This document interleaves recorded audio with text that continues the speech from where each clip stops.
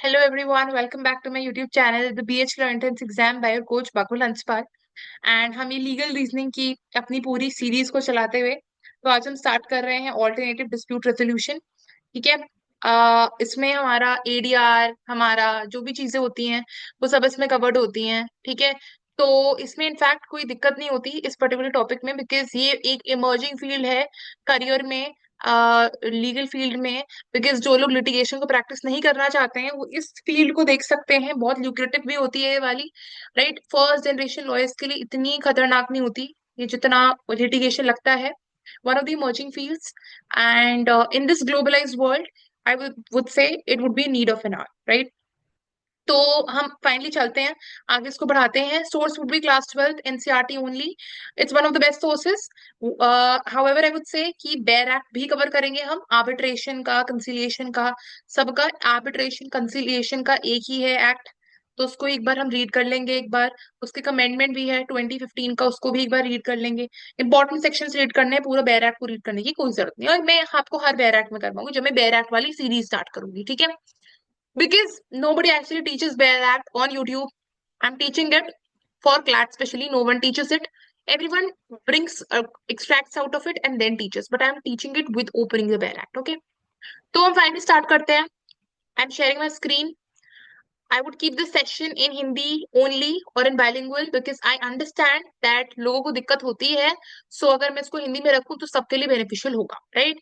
तो alternative dispute resolution और फिर ऑल्टरनेट डिस्प्यूट रेजोल्यूशन, एडीआर हम बात करते हैं, राइट। इसकी शॉर्ट फॉर्म है।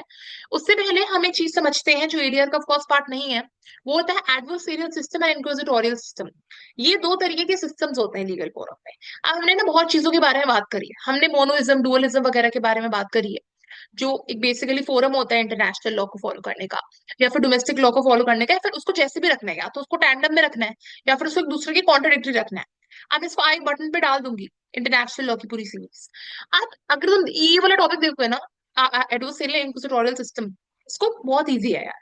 तो पहले तुम याद रखो एडवर्सरियल सिस्टम कौन सी कंट्री में है, इंडिया में है, यूके में है, तुम्हारा यूएसए में है, राइट। इंक्विजिटोरियल सिस्टम आपका उन सारी कंट्रीज में है जो निपोलियनिक कोड फॉलो करते थे। निपोलियनिक कोड का मतलब है जो नेपोलियन का लॉ फॉलो करते थे, राइट। जो रीजन से कॉन्टिनेंटल यूरोप के, इसराइल, जर्मनी, इन सब पर आपका चलता है इंक्विजिटोरियल सिस्टम। अब होता क्या है एडवर्सरियल सिस्टम में, हमें पता है यार एक कोर्ट रूम है, एक कोर्ट रूम में एक जज बैठा हुआ है और दो लॉयर्स हैं आपके, एक पार्ट अपनी अपनी क्लाइंट्स को डिफेंड कर रहे हैं। उस केस में क्या होगा, ये लॉयर्स डिसाइड करेंगे हमें कौन सा एविडेंस लाना है, हमें कैसा एविडेंस लाना है, हमें कैसा मेमोरियल प्रेजेंट करना है। अगर आपने मूड कोर्ट कॉम्पिटिशन कभी भी करे हो, जरूरी नहीं है कि आप आपके स्कूल में ये हो ही हो, बट कुछ स्कूल्स प्रोवाइड करते हैं मूड कोर्ट कॉम्पिटिशन। तो उसमें आप देखते हो आप एक रात पहले मेमोरियल बनाते हो। मेमोरियल का मतलब क्या होता है, क्योंकि हमारा जो ऑलरेडी दिखाया जाता है टीवी पर कि ऑपोजिंग पार्टी को, या कोई जो पार्टीज है उन्हें पता नहीं होता कि ऑपोजिंग काउंसिल मतलब लॉयर्स जो हैं आप ऑपोजिट पार्टी के, वो क्या करने वाले हैं नेक्स्ट डे कोर्ट में, वो किस विटनेस को उठा के लाते हैं। ऐसा नहीं होता, आप एक दिन पहले या फिर जितनी भी चीजें होती हैं आपको सबमिट करनी पड़ती है कोर्ट में, वो उस बंदे के पास जाती है, ऑपोजिट पार्टी के पास। ऐसा मेंटेन करा जाता है कि कोल्यूशन ना हो। कोल्यूशन मतलब पीछे पीछे सीक्रेटली फ्रेंडलीनेस ना हो, राइट। ये कोई डिस्प्यूट है ही नहीं, वो तो भाई ऐसे ही कोर्ट का टाइम बर्बाद कर रहे हैं। कल्यूजन वाली बात ना मैंने आपको डॉक्ट्रिन ऑफ लिस पेंडेंस पे भी बोली थी, जो प्रॉपर्टी लॉ का टॉपिक है। तो आप अगर आपको उसको समझना है तो प्रॉपर्टी लॉ वाली वीडियो पर जा सकते हैं, ठीक है। Let's come back to the topic. तो आप क्या देखोगे, मेमोरियल में होता है, मेमोरियल में होता है कि यार मैं ये विटनेस को लाने वाला हूँ, यार तुमने जो मेरा मेमोरियल लिया, तुमने ये आर्टिकल उठाया, बट मैं इस आर्टिकल का एक्सेप्शन उठाकर ला रहा हूँ, या फिर मैं एक सब्सिक्वेंट रूलिंग उठाकर ला रहा हूँ जिसको सुपरसीड कर रही है। तो इसका मतलब क्या है, मैं अपने मेमोरियल प्रेजेंट कर रहा हूँ, राइट। अपने बेसिकली फैक्ट्स, ओपिनियंस, अपने अपने खुद के जजमेंट्स, अपने खुद के आर्ग्यूमेंट्स उस मेमोरियल में प्रेजेंट होते हैं। Make sense, right. अब क्या होता है, हम खुद प्रेजेंट करता है, मैं पर्टिकुलर लॉयर हूं और मैं अपने क्लाइंट को डिफेंड कर रही हूँ, तो मैं एक एविडेंस पकड़ कर लाऊंगी और उस एविडेंस में मैं बताऊंगी कि यार ये है, इसने कुछ नहीं करा, इनफैक्ट जो ऑपोजिट वाली पार्टी है वो गिल्टी है, राइट। उसको गिल्टी प्रूव करना है, राइट। ये क्या होता है, ये लॉयर्स अपने हाथों में लेते हैं, राइट। जज क्या करता है, जज बस इतना देखता है कि जो सामने हो रहा है वो ये नहीं देखता कि वो सही है वो गलत है, बट वो ये देखता है कि जो उसके सामने लाया जा रहा है क्या वो सेंस बना रहा है, क्या उसके बेसिस पर मुझे जस्टिस डिलीवर करना चाहिए, राइट। तो अब मैं आपको एक एग्जांपल देती हूँ। एग्जांपल क्या, एक पीटर मर्फी है, he was one of the renowned this jurist, right. तो पीटर मर्फी मर्फी ने अपनी बुक में क्या बोला उसने पूछा, एक पर्टिकुलर जज ने पूछा, am I never to hear the truth? No my lord, merely the evidence, replied the counsel. Counsel का मतलब लॉयर, राइट? चाहे तुम्हारे सामने एविडेंस हो, चाहे वो गलत भी क्यों ना हो, चाहे वो आई वुड से गलत एविडेंस प्रेजेंट कर रहे हैं, बट वो सेंस बना रहे हैं, तो उस केस में वो एविडेंस एक्सेप्ट कर लिया जाएगा, हालांकि अगर वो ट्रूथ ना भी हो। तो अगर आप देखो नॉर्मली भी क्या होता है, जो जो लोग होते हैं, लाइक लेट्स सपोज जो लोग इनफैक्ट गिल्टी होते हैं बट वो केस जीत जाते हैं, क्यों? क्योंकि उनको ऑपोजिंग काउंसिल या फिर उनका जो काउंसिल होता है, अपने खुद का लॉयर होता है, वो केस को ऐसे प्रेजेंट करता है कि यार अपनी खुद की पार्टी जीत जाए और जो सामने वाली पार्टी है वो ना जीत पाए, हालांकि हम गलत है लेकिन फिर भी। तो ऐसे ऐसे आप लॉयर्स को चूज करते हो कि based of expertise and skills को लॉयर्स डिसाइड कर रहे हैं कि यार कौन सा एविडेंस प्रेजेंट करना है। ये क्या है? ये एक एडवर्सरियल सिस्टम है जहां पर लॉयर्स खुद ओनर्स लेते हैं। ओनर्स का मतलब क्या होता है? ड्यूटी। वो खुद रिस्पॉन्सिबिलिटी लेते हैं कि यार हमें क्लाइंट को अपना डिफेंड करने के लिए एविडेंस लाना है, हम ऐसे ऐसे लाएंगे, हम डॉक्यूमेंट्री एविडेंस देंगे, हम ओरल एविडेंस देंगे, हम डिजिटल एविडेंस देंगे, एक्सेट्रा। अगर तुम बात करोगे इनक्विजिटोरियल सिस्टम की, तो उसका मतलब क्या होता है? जज ओनर्स लेता है। जज बोलता है कि यार मेरे को डॉक्यूमेंट्री नहीं, मेरे को डिजिटल एविडेंस चाहिए। इस केस में एग्जैक्टली क्या हुआ था? इस केस, ये वाला केस, अगर मान लो कोई डिजिटल कॉन्ट्रैक्ट से रिलेटेड है, तो मुझे डिजिटल वाली कॉपी ला कर दो, मेरे को उसकी 2 कॉपी ला कर दो, राइट? इसको ऐसे करो। केस की इन्वेस्टिगेशन कल रात को दोबारा स्टार्ट करना, पुलिस तुम्हें ऐसा करना है, लॉयर्स तुम्हें ऐसे करना है, ऑपोजिंग पार्टीज तुम्हें ऐसे करना है। नॉर्मली क्या होता है? क्रॉस एग्जामिन करते हैं, मतलब अगर आपने किसी भी मूवी में कोर्ट कचहरी का सीन देखा हो, तो उस केस में क्या होता है? आपका जो विटनेस बॉक्स होता है, राइट, वहां पर जैसे आपका बीच में जज बैठा हुआ है एंड देन आपके ऑपोजिंग लॉयर्स होते हैं, एंड आपके विटनेस बॉक्स होता है जहां पर एक एक विटनेस को बुलाकर उनसे पूछा जाता है, राइट? उस विटनेस बॉक्स में आप पूछते हो, राइट? अब उन चीजों को आप क्रॉस एग्जामिन करते हो। आपका अपना लॉयर भी आपसे पूछेगा चीजों को क्लियर आउट करने के लिए, आपका ऑपोजिंग काउंसिल भी, मतलब ऑपोजिंग लॉयर भी पूछेगा चीजों को थोड़ा सा आई वुड से डिल्यूट करने के लिए। ठीक है? तो क्या होता है? ये चीजें करी जाती है। अब ये जो चीज होती है ये प्रेजेंट नहीं होती इंक्विजिटोरियल सिस्टम में, जहां पर जज एक प्रोएक्टिव स्टेप लेता है। जज डिसाइड करता है कि ऐसे करना है, वैसे करना है, ऐसे नहीं करना, वैसे नहीं करना। तो इस केस में पेंडेंसी ऑफ केसेस कम होते हैं। क्यों? क्योंकि आप देखोगे क्लैट का सीन देख लो आप, मैं आपको सीधा सीधा एग्जांपल दे रही हूँ। क्लैट 2025 के रिजल्ट्स क्यों इतने डिफर हो रहे हैं, राइट? सिंपल सी बात थी, 26 दिसंबर को आपकी फर्स्ट मेरिट लिस्ट निकलनी थी, क्यों इतना ज्यादा डिफर होता जा रहा है, राइट? पहले बात हुई थी कि फरवरी को हेयरिंग होगी, फिर होगी मार्च को होगी, मार्च की बस सीधा 7 अप्रैल को रेफर कर दिया, राइट? क्यों? ऐसा क्यों हो रहा है? आप या तो ठीक से पिटिशंस प्रेजेंट नहीं कर रहे, आप ठीक से तो फैक्ट्स एक बार में प्रेजेंट नहीं कर रहे, आप बहुत क्रॉस एग्जामिनेशन में टाइम ले रहे हो, मेजरली आई वुड से क्रॉस एग्जामिनेशन में ऑपोजिंग पार्टी से पूछ रहे हो कि यार तुमने क्वेश्चन गलत क्यों बनाए, तुम्हारे पास इतना ज्यादा टाइम था, तुम तो बच्चों का फ्यूचर बर्बाद कर रहे हो, तुम्हारी ये क्वेश्चन गलत है, अगर तुम्हारे 2 क्वेश्चन गलत है, तुम्हारे तो ये भी क्वेश्चन तो गलत है, वो भी तुम्हें कंसिडर करने चाहिए ना। तुमने पीडब्ल्यूडी वाली रैंकिंग में थोड़ा सा दिक्कत क्रिएट करी है, राइट? तो ये सब चीजें तुमको देखनी पड़ेंगी at the end of the day. तो ये क्रॉस एग्जामिनेशन का सीन होता है। लेकिन जो बीच में जज बैठा हुआ है, सारे एविडेंस को देखकर, yes you are guilty, you need to accept your fault and therefore the things should be revised और things should be seen and it depends, ठीक है, कैसा उसको एविडेंस दिखाई दे रहा है। When judge takes the onus, that is known as inquisitorial system. When lawyers take the onus and the parties themselves they take an onus, that is known as adversarial system. Simple है, ये है पूरा topic adversarial system या फिर इंक्विजिटोरियल system का, right? अब majorly आप देखोगे, ये आपको चीज दिखेगी कि जो आपको जो एडवर्सरियल सिस्टम होता है ये एक आई वुड से कॉमन लॉ कंट्रीज में फॉलो होता है। इंक्विजिटोरियल सिस्टम आपका सिविल लॉ कंट्रीज में फॉलो होता है। तो अगर मैं बात करूंगी आपकी सिविल लॉ वाली कंट्रीज कौन सी होती है, सिविल लॉ कंट्रीज आपकी वही होती है जो इंक्विजिटोरियल करती है। आप देखो कॉमन लॉ सिविल लॉ में फर्क होता है। हमारा क्या होता है, जैसे फॉर एग्जाम्पल मैं आपको बात करूं, जो सुप्रीम कोर्ट है, सुप्रीम कोर्ट कोई डिग्री डिक्लेरेशन पास कर दे, ठीक है, तो वो डिग्री डिक्लेरेशन सुप्रीम कोर्ट को वो गवर्नमेंट को माननी पड़ेगी। हालांकि अगर किसी सिविल लॉ कंट्री में कोई सुप्रीम कोर्ट या फिर कोई हायर जुडिशरी ऐसे कोई डिग्री डिक्लेरेशन को पास कर दे, तो उस केस में गवर्नमेंट के लिए ऑब्लिगेटेड नहीं होगा उसको फॉलो करना, राइट? फॉर एग्जाम्पल अगर मैं तुम्हें एक एग्जाम्पल दे दूं, इलेक्टोरल बॉन्ड्स का केस। इलेक्टोरल बॉन्ड्स में क्या बोला सुप्रीम कोर्ट ने, ये चीज अलाउड नहीं है जब केस फाइल हुआ था, ठीक है। अब क्या हुआ, गवर्नमेंट को इसको एक्सेप्ट करना ही पड़ा, क्योंकि क्योंकि हमें कॉमन लॉ सिस्टम फॉलो कर रहे हैं, जिस केस में सिर्फ लेजिस्लेचर ही लॉ नहीं बनाता, बट आपका जुडिशरी भी लॉ बनाता है, उसको एक्सेप्ट करना पड़ेगा। हालांकि अगर ये सेम चीज सिविल लॉ सिस्टम में होती, तो इस केस में जो गवर्नमेंट थी वो ऑब्लिगेटेड नहीं थी एक्सेप्ट करने को। क्यों? वो इसलिए क्योंकि जो सुप्रीम कोर्ट है या फिर जुडिशरी है, उसके पास अथॉरिटी ही नहीं है कोई डिसीजन बनाने की, कोई लॉ पास करने की, या फिर कोई लॉ के लिए डायरेक्शन देने की। Make sense?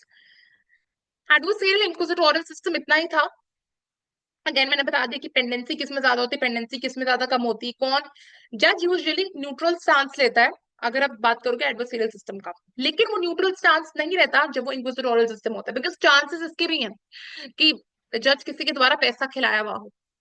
Right, make sense. जब मैं बोलूँ ना आपके एडवर्सरियल सिस्टम में क्या हो रहा है, दिक्कत क्रिएट हो रही है आपके एडवर्सरियल सिस्टम में, आपकी जो पैसा बहुत खर्च हो रहा है लॉयर्स को हायर करने में, या फिर बहुत सारी चीजें हो रही हैं, तो आपका जज जब प्रोएक्टिव स्टेप लेता है ना, तो पैसे खर्च होने वाली प्रॉब्लम भी खत्म हो जाती है काफी हद। Make sense. क्योंकि जज आपका मेन काम कर रहे हैं, लॉयर्स इतना काम नहीं कर रहे हैं, ठीक है। क्रॉस एग्जामिनेशन के बारे में बात करें, क्योंकि अगर क्रॉस एग्जामिनेशन होगा तो पार्टीज मोर विलिंग होंगे रिजल्ट्स को एक्सेप्ट करने में, क्योंकि दोनों के पॉइंट ऑफ व्यू से पता चलेंगे। एडवांटेजेस है एडवर्सरियल सिस्टम के, डिसएडवांटेजेस मैंने आपको बता दिया, formality, less play, penalties, sorry आपका pendencies, and all these things we have already discussed. Lack of incentive, lack of incentive का मतलब होता है, इंसेंटिव मतलब कोई इंकरेजमेंट। कभी कभार क्या होता है, कुछ चीजों में फंड्स कम होते हैं, तो फंड्स कम होते हैं तो उस केस में आपको पता है कि आपको पैसे कम ही मिलने हैं, या फिर आपको पैसे इतने नहीं मिलने, तो आप ऑफ कोर्स इतना काम नहीं करोगे, क्योंकि सबको पता है कि आपको इंकरेजमेंट नहीं मिल रहा, आपकी वो फिक्स सैलरी है आपको जो मिल रही है, आपको उससे ज्यादा नहीं मिलेगा, तो ऑफ कोर्स काम करना थोड़ा छोड़ दो। ठीक है, तो वो कंप्लेसेंसी आ जाएगी, तो उस केस में इंसेंटिव खत्म हो जाता है जजेस के पास, क्योंकि इतना पैसा नहीं होता उन्हें देने के लिए। Make sense. अब आते हैं मेजर टॉपिक पर, which is ADR. I am very excited for this, one of the favourite topics I would say every law aspirant, I would say of anyone as well who is in his or her law school. काफी option होता है इसको pursue करने का apart from litigation. ठीक है, इस बार तो आजकल के टाइम पर तो एडीआर सबसे ज्यादा। देखो आपको ना ये चीजों के बारे में बता दी कि कुला श्रेणी पुगा वगैरह क्या होता है। कुल is something about your family, ये हिंदी में पढ़ा होगा। श्रेणी something which solves internal disputes for businesses. Puga is something for association of traders and all, and then you have panchayat also, which basically solves community problems. Simple है, उसमें कुछ है नहीं ऐसा। ये लर्न करने का कुछ भी नहीं है, इसको समझने का है बस। अगर आप ये लेक्चर देख भी लोगे तो आई कैन अश्योर यू कि आपको चीजें पता होंगी, जब आपके पास मॉक्स आएंगे टॉपिक्स पर तो आपको दिक्कत नहीं होगी।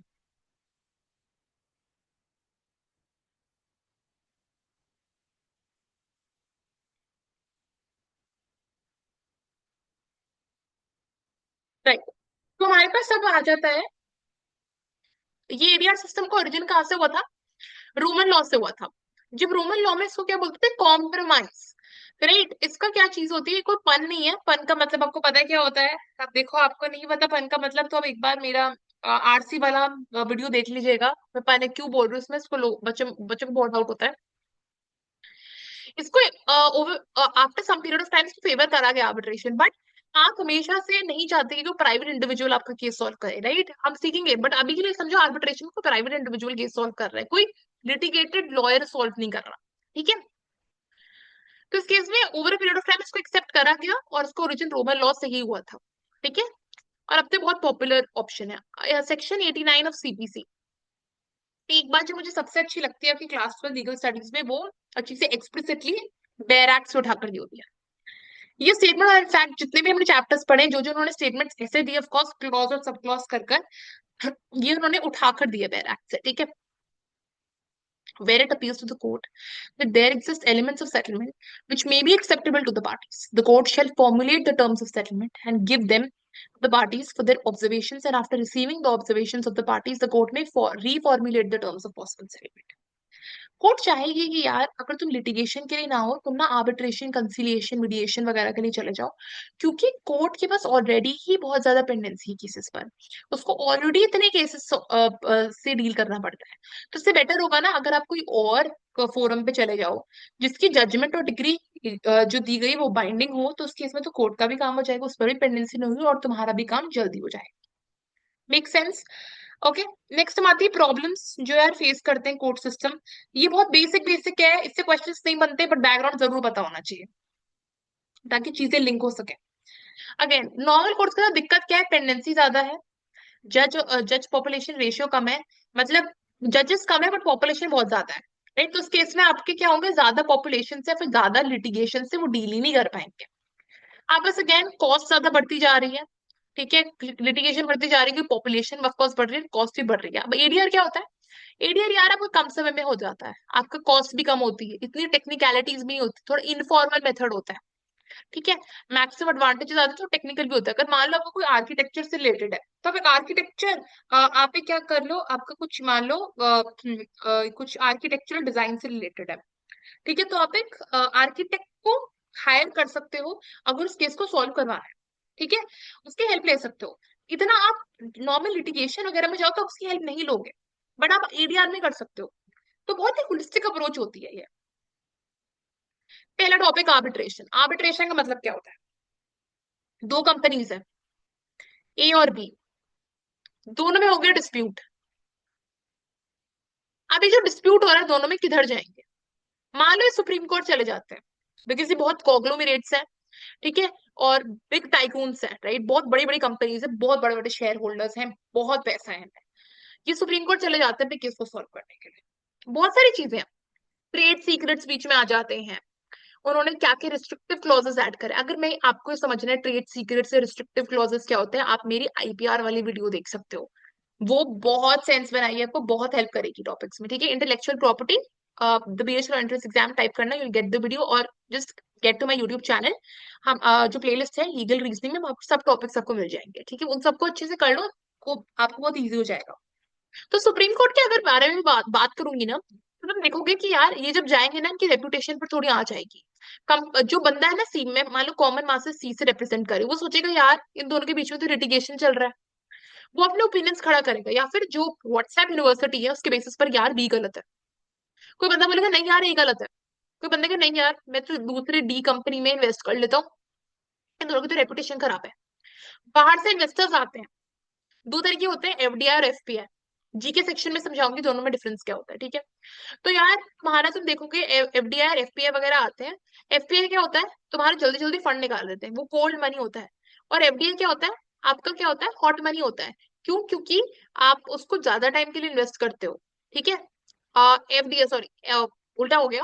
Cold money is FDI, hot money is FPI. FPI जल्दी जल्दी निकल जाता है, it's hot in the form of steam. Cold वो रहता है।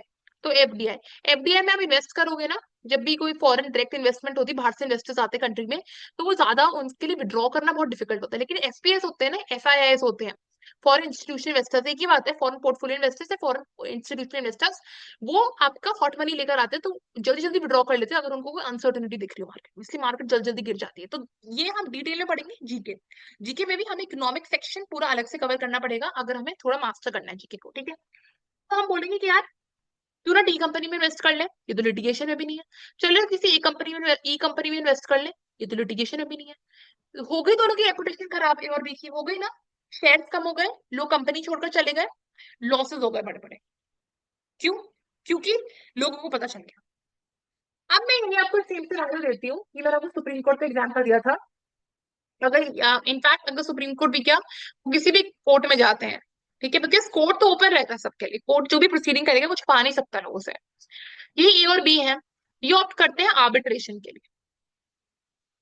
ये बंद कमरे में बैठकर बातें करते हैं अपने अपने लॉयर्स के साथ। ठीक है, अ, एक आर्बिट्रेटर हायर होता है, वो बात करते हैं एक दूसरे से। ठीक है, और चीजों को सुलझाते हैं। इनफैक्ट अपने लॉयर्स को भी हायर करने की जरूरत नहीं, एक आर्बिट्रेटर काफी है चीज को हैंडल करने के। वो आर्बिट्रेटर सब चीजों को देखेगा, उसके साथ उसके हेल्पर्स होते हैं। टेक्निकल मैटर है, मान लो कुछ इंटरनेट वगैरह से रिलेटेड है, तो वो इंटरनेट वाले एसोसिएटेड टेलीकॉम वाले लोगों को अपने साथ रख लेगा, एंड देन वो बात करेगा यार ये केस है, ये केस है, और एक बंद कमरे में केस सॉल्व हो जाए। तो क्या रेपुटेशन और बी के डाउन हुई? क्या ऐसा हुआ इनके अगेंस्ट कोई लिटिगेशन चल रहा है? क्या ऐसा हुआ कि यार लोगों ने विड्रॉ कर रही है, इनके शेयर्स गिर गए? नहीं ना। यही होता है benefit. Arbitration, mediation, conciliation, negotiation, जितने भी मेथड्स हैं आपके ऑल्टरनेट डिस्प्यूट रेजोल्यूशन की, यही होता है बेनिफिट, कि रेपुटेशन पर आंच नहीं आती। इसलिए बिग बिग कंपनीज, कॉग्लोमेरेट्स, टाइकून्स, वो लिटिगेशन में अप्रोच नहीं करते, वो सीधा चले जाते हैं एडीआर। जब आप मूड कोर्ट करते हो ना लॉ स्कूल में, मूड कोर्ट सिर्फ लिटिगेशन ओरिएंटेड नहीं होते, बट आपके पास आर्बिट्रेशन वाले बहुत मिल जाएंगे, मीडिएशन वाले बहुत ज्यादा मिल जाएंगे, मूड कोर्ट्स। ठीक है, क्योंकि इमर्जिंग है करियर एक। ठीक है, तो तुमको याद रखना है कि यार हमने बात करी थी ना कि यार तुम एक चीजों को अगर बाहर से रेटिफाई कर लेते हो, उसका इक्विवेलेंट कुछ सेम तो कंट्री में भी लाते हो, या तो तुम वॉइस कोड से एक्सेप्ट कर लोगे, और तुमने अगर उसको एक्सेप्ट कर ही लिया है तो तुमको उसको लॉ भी पास करना पड़ेगा, अगर तुम्हारे पास ऑलरेडी लॉ एग्जिस्टेंस में नहीं है। तो तुमने यूएन सेक्टरल को कर लिया, which is United Nations commission international trade law. ठीक है, मॉडर्न लॉ ये इंटरनेशनल कमर्शियल आर्बिट्रेशन, कमर्शियल मतलब पैसा, ट्रेड, इंटरनेशनल मतलब cross borders involving countries, between countries और amongst countries, and arbitration you know already. ठीक है, तो ये चीज को हमने जब एक्सेप्ट करा, रेटिफाई करा, तो हम अपनी कंट्री में लेकर आए आर्बिट्रेशन कंसिलिएशन एक्ट ऑफ 1996। उसमें कुछ ट्वीक्स करे, 2015 में अमेंडमेंट लाया। जो मीडिएशन वर्ड है, मीडिएशन के लिए कुछ सेपरेटली आई वुड से एक्ट नहीं है, बट मीडिएशन के बारे में जो भी है वो आपको सेक्शन 89 ऑफ सीपीसी में कवर्ड है, कोड ऑफ सिविल प्रोसीजर में। ठीक है, अगर बात करें आर्बिट्रेशन करा कैसे जाता है, मेरे को यार अगेन एग्जांपल्स के माध्यम से समझा रही हूँ आपको मैं, स्टेप 1 स्टेप 2 से। ए है, ए नोटिस भेजेगा बी को, डिस्प्यूट है, आर्बिट्रेशन करना के लिए जा रहे हैं। ठीक है, तो बी उसको एक्सेप्ट कर लेगा, ऑफकोर्स करना ही पड़ेगा, नहीं तो वो ऑफकोर्स कंप्लेन वगैरह कर देगा, केस फाइल कर देगा कि दोनों में डिस्प्यूट चल रहा है, लॉसेस हो रहे हैं, तो ऑफकोर्स वो करते ही हैं, नहीं तो कोर्ट जाओगे, कोर्ट में जाने से तो कोई मना नहीं कर रहा है। आर्बिट्रेटर चूज करेंगे, दोनों दोनों की सहमति से आर्बिट्रेटर होगा। अब क्लैट में ऐसे क्वेश्चन आते हैं कि उन्होंने एक आर्बिट्रेटर को अपॉइंट करा नेहा, और नेहा एक्स एम्प्लॉय थी बी की, माना वो एक्स एम्प्लॉय, वो करंट एम्प्लॉय नहीं है, बट उसका थोड़ा सा बायसनेस हो सकता है, या तो उसका नेगेटिव सेंस में होगा या तो उसका पॉजिटिव सेंस में होगा, मेजरली नेगेटिव सेंस में तो हो सकता है वो एक को जिता दे। आप एक न्यूट्रल आर्बिट्रेटर को, आपने एक आर्बिट्रेटर अपॉइंट करा, यूजुअली आप ऑड नंबर्स के लेते हो, अगर थोड़े थोड़े ज्यादा लोग हैं, अगर मैटर एक बहुत बड़ा मैटर है, अब दो आर्बिट्रेटर नहीं लोगे, अब तीन लोग हैं, अब चार नहीं लोगे, अब पांच लोग हैं। ठीक है, आप हमेशा इसको ऑड नंबर पे रखोगे।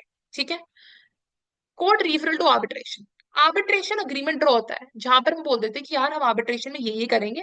ठीक है, हम ऐसे ऐसे सॉल्व करेंगे, हम ना ऑनलाइन ले लेते हैं। ठीक है, हमने खुद ही लोगों को चूज करेंगे, ऑनलाइन आर्बिट्रेशन के लिए जा रहे हैं, लैपटॉप पर घर बैठे बैठे कर लेंगे। अब क्या होता है, बीच में एक पार्टी है बी, वोट कर जाती है, वो केस फाइल कर देती कोर्ट, बोलती है हम दोनों में डिस्प्यूट चल रहा है, हम लोग को केस लड़ना है। कोर्ट बोलेगी तुम लोग ऑलरेडी आर्बिट्रेशन के लिए जा रहे हो, इधर क्यों आ रहे हो, पहले तुम आर्बिट्रेशन जाओ, अगर वो नहीं होते तुम सेटिस्फाइड उससे तो तुम इधर कोर्ट आ, सिंपल। वो ए है, अपने डॉक्यूमेंट्स बोलता है, अपने डॉक्यूमेंट्स देता है, मेरे को इससे क्या क्या दिक्कत है, क्या क्या दिक्कत नहीं है। काउंटर क्लेम, बी अपने डॉक्यूमेंट्स देता है ए को और बोलता है कि मेरे से क्या दिक्कत है, क्या दिक्कत नहीं है। प्रोसीडिंग तो जाती है, चल ओपन टू पब्लिक नहीं होती है। ठीक है, आप क्योंकि आपके ऑफकोर्स बिजनेसेस, ट्रेड सीक्रेट्स इन सबको प्रोटेक्ट करने के लिए आपकी रेप्यूटेशन मेजरली पब्लिक के सामने नहीं होती। फिर आपको दिया जाता है अवार्ड, अवार्ड ये नहीं होता, आपको फेलिसिटेट कर दिया जाता है। ठीक है, आपको अवार्ड का मतलब होता है डिग्री या फिर कोर्ट ऑर्डर, आर्बिट्रेटर अपना जजमेंट निकाल देता है, वो जजमेंट होता है बाइंडिंग। ठीक है, उस जजमेंट को फॉलो करना ही पड़ेगा। ठीक है, और इसकी जो आई वुड से स्टेटस होगा वो कोर्ट के जजमेंट के इक्विवेलेंट होगा। इंटरिम रिलीफ भी मांग सकते हो, मैंने आपको पिछली वीडियोस में भी बताया इंटरिम रिलीफ क्या होता है। जब आप कोर्ट के प्रोसीडिंग जो आपको बीच में होते हैं ना चीजें कि यार आप ना क्वेश्चनिंग के लिए कभी भी बुला सकते हो, आपको कंट्री नहीं छोड़ के जाना, वो इंटरिम मेजर्स होते हैं। तो आर्बिट्रेशन जो आर्बिट्रेटर उसके पास फाइनल जजमेंट के अलावा इंटरिम मेजर्स भी दे सकते हैं कि यार ए और बी आप इन्वॉल्व हो, और मान लो बी का बच्चा भी इन्वॉल्व है इस केस में, तो आपका जो बच्चा है बी वो देश छोड़कर बाहर नहीं जाए। This is kind of an interim measure जो बीच में दिया जा रहा है प्रोसीडिंग्स के। उसके बाद आपके पास क्या होता है, फाइनल जजमेंट आ जाता है। एंड यूजुअली देखोगे ना कि जो कोर्ट्स होते हैं वो बाइंडेड होते हैं, बाउंड होते हैं, सॉरी, अपने पुराने डिसीजन से। सुप्रीम कोर्ट नहीं होता, हाई कोर्ट होता है, लोअर कोर्ट्स होते हैं। जिन्होंने पुराने कोर्ट में कराए कराए वो चीज तो प्रीसिडेंट उठाकर उन्हें बोलनी पड़ती है कि हमने, अरे यार अगर उस केस में अप्लाई करा तो उस केस में भी अप्लाई करें। आर्बिट्रेशन में ऐसा कुछ नहीं होता, वो हर एक केस की यूनिक कॉम्प्लेक्सिटीज को, नुआंसेस को देखकर, अगर उन्होंने पिछले केस में कुछ और बोला तो इस केस में वो कुछ और बोल सकते हैं, वो फ्री है, वो बाउंड नहीं है। अब अच्छा, आप इस आर्बिट्रेशन वाले डिसीजन से सेटिस्फाइड नहीं हो, तब कुछ ही केसेस पर अपील कर सकते हो उसको कोर्ट पर। अगर आपको लगे कि यार जो आपने अपॉइंट करा था आर्बिट्रेशन, उससे तो ठीक से आर्बिट्रेशन की पढ़ाई करी ही नहीं है, इनकेपेसिटेटेड है उसकी, बस तो कैपेसिटी नहीं है, अपॉइंटमेंट ठीक से नहीं हुआ, एक ही मंजूरी नहीं ली गई अपॉइंट करने के लिए, या फिर बाद में पता चला कि यार वो तो एक्स एम्प्लॉय था बी का, जो डिस्प्यूट है वो आर्बिट्रेशन अग्रीमेंट से बाहर का है, आपने जो अग्रीमेंट मेंशन कर दिया था वो चीज तो मेंशन, उसका जजमेंट है वो तो उससे रिलेटेड ही नहीं है। बायस आर्बिट्रेटर में वो मैं बताया नेहा एक्स एम्प्लॉय थी बी की, या फिर कोई पब्लिक पॉलिसी वायलेट हो रही है, ए और बी पता चला यार पीछे पीछे कोई पर्टिकुलर ड्रग भी कर रहे हैं ट्रेड, कंट्रीज में एक्सपोर्ट कर रहे हो, उस पर भी चल रहा है, और उसको अलाउ कर दिया आर्बिट्रेटर ने, क्या है, पब्लिक पॉलिसी के अगेंस्ट है। Make sense? Types of arbitration. Domestic arbitration होती है जो कंट्री में हो रही, ए और बी अगर दोनों ही हमारी कंट्री के अपने लोग हैं, दोनों ही आर्बिट्रेशन के लिए जा रहे हैं, तो वो इंडिया के लॉज फॉलो करेंगे, वो arbitration conciliation act of 1996 follow करेंगे, और इसलिए हम बोलेंगे क्या, ये डोमेस्टिक आर्बिट्रेशन है। फॉरेन आर्बिट्रेशन का मतलब क्या होता है? फॉरेन आर्बिट्रेशन का मतलब होता है जब आपकी जो सीट होती है आर्बिट्रेशन की, वो बाहर होती है, लेकिन आर्बिट्रेशन की प्रोसीडिंग्स इंडिया में, मतलब इसका मतलब क्या है, या फिर लॉज इंडिया के होते हैं। मतलब मान लो कोई कंपनी है, बाहर की कंपनी है, मैं इसको ए आई लिख देती हूँ और बी है, ठीक है। ए आई है, वो इन्वेस्ट कर रही, बी, बी हमारी इंडिया वाली कंपनी है, ठीक है, अपनी डोमेस्टिक कंपनी है, इंडिया डोमेस्टिक लिख देती हूँ, ठीक है। डिसाइड होता है कि यार कोई भी डिस्प्यूट है कॉन्ट्रैक्ट में, हम लंदन के आर्बिट्रेशन में जाएंगे, ठीक है। लेकिन जो जो बोलेगा ना कि इसका जो भी जजमेंट होगा वो बी को फॉलो करना पड़ेगा, ये क्या है, ये आपका फॉरेन आर्बिट्रेशन, ठीक है। एडहॉक आर्बिट्रेशन होता है जब आप छोटी छोटी चीजों के लिए उसको लेते हो, जब आपके पास रूल्स फॉलो नहीं। एडहॉक का मतलब ही क्या होता है, आप किसी शॉर्ट टाइम के लिए फिर कुछ पर्टिकुलर पर्पस के लिए कुछ कॉन्स्टिट्यूट करते हो, उसको हम बोलते हैं क्या, एडहॉक आर्बिट्रेशन। तो उस केस में मान लो कोई पर्टिकुलर चीज है, कोई पर्टिकुलर पॉलिसी है, लेट्स सपोज, ये हमने ली गवर्नमेंट के बीच, गवर्नमेंट भी जा सकती है बिल्कुल आर्बिट्रेशन के लिए, ऐसा कुछ नहीं है, गवर्नमेंट और एक प्राइवेट पार्टनर के अगेंस्ट। यार ये जो पर्टिकुलर आई वुड से बात थी कि हमें एक वाइल्ड लाइफ सैंक्चुरी सेटअप करनी है, जिसमें हमें लगेंगे $5 million, ठीक है। हम इसको सेटअप करनी है, और इस कंपनी तो धोखा देती है, या फिर सिर्फ $2.3 million की है। ये सिर्फ छोटी सी चीज है ना जो टेम्पररी टाइम पीरियड के लिए, ये जो बन जाएगा तो उस कंपनी का कॉन्ट्रैक्ट खत्म। This would be an ad hoc arbitration. और ये मान लो क्योंकि ये बस बहुत कम पीरियड ऑफ टाइम के लिए होता है, मतलब मान लो वाइल्ड लाइफ सैंक्चुरी बस बनने ही वाली है, बट ये कंपनी फंड्स रिलीज करने से मना कर रही है और गवर्नमेंट को बीच में धोखा दे रही है, तो एड हॉक आर्बिट्रेशन के लिए चलेगा। इंस्टीट्यूशनल आर्बिट्रेशन जब आप किसी फर्म से हायर करो, जो भी आपके पास लॉ फर्म्स होती हैं, full service law firms mainly, उनके पास ऑलरेडी अंदर होता है अपने पास कंसिलिएशन आर्बिट्रेटर, कंसिलिएटर, तो आप इंस्टीट्यूशन से हायर कर लो, या फिर जो इंडिपेंडेंट प्रैक्टिस कर रहा है आर्बिट्रेटर उनको ले लो। स्टैट्यूटरी आर्बिट्रेशन, एक डिफेंस एक्ट है 1971 का, जहां पर मेंशन है कि यार कोई भी डिफेंस रिलेटेड चीज हो, आपको डिफेंस वाले स्पेशलाइज्ड आर्बिट्रेटर के पास ही जाना है, वो स्टैट्यूटरी एक्ट। स्टैट्यूटरी का मतलब क्या होता है, आपका act से कोई बना है, तो गवर्नमेंट में एक्ट पास करें कि डिफेंस से रिलेटेड, यार तुम इस लॉ फर्म के पास नहीं जाओगे हायर करने के लिए, तुम किसी और बंदे को नहीं पकड़ोगे हायर करने के लिए, बट तुम जो गवर्नमेंट ने बोला है तुम उस स्पेशलिस्ट बंदे को ही यूज करोगे हायर करने के लिए, ठीक है। अब आते हैं international commercial arbitration. International commercial arbitration का मतलब होता है कि एक बॉडी इंडिया में होती है, दूसरी बॉडी बाहर होती है, और दोनों के बीच में होता है डिस्प्यूट, तो हम यूज करते हैं इंटरनेशनल कमर्शियल आर्बिट्रेशन। ये फॉरेन आर्बिट्रेशन जैसा ही होता है, बट हमने बोल दिया इसकी प्रोसीडिंग्स इंडिया में इन्फोर्स है, तो इसकी प्रोसीडिंग्स बाहर होंगी इन्फोर्स, ठीक है, इंडिया में नहीं होंगी। ये केस है बाल्को वर्सेस काइजर वाला केस, ये मैं आपको बता देती हूँ, तो पढ़ने की जरूरत नहीं, मैं आपको सीधा सीधा इसको सिंपल में बता देती हूँ भाषा में, ठीक है। इंटरनेशनल कम्युनिटी वगैरह के लिए, इंटरनेशनल कमर्शियल आर्बिट्रेशन के लिए भी, जैसे हमें पता है कि कवर होता है हमारा आर्बिट्रेशन कंसिलिएशन एक्ट। राइट, फिर तुम्हारा अगेन दो केस लॉस थे, इतना कुछ है नहीं इसमें मीनिंग, ना तुम्हें फैक्ट जानने की जरूरत है। Konkan railways versus your Mehul construction company, कुछ नहीं था, यूएन सेंट्रल मॉडल लॉ जिसके बेसिस पर आर्बिट्रेशन कंसिलिएशन एक्ट हम लाए थे, उसको फॉलो करना है ताकि हम एक्सपेडिशियसली फॉलो इनफैक्ट सॉल्व कर सके लोगों के डिस्प्यूट्स को।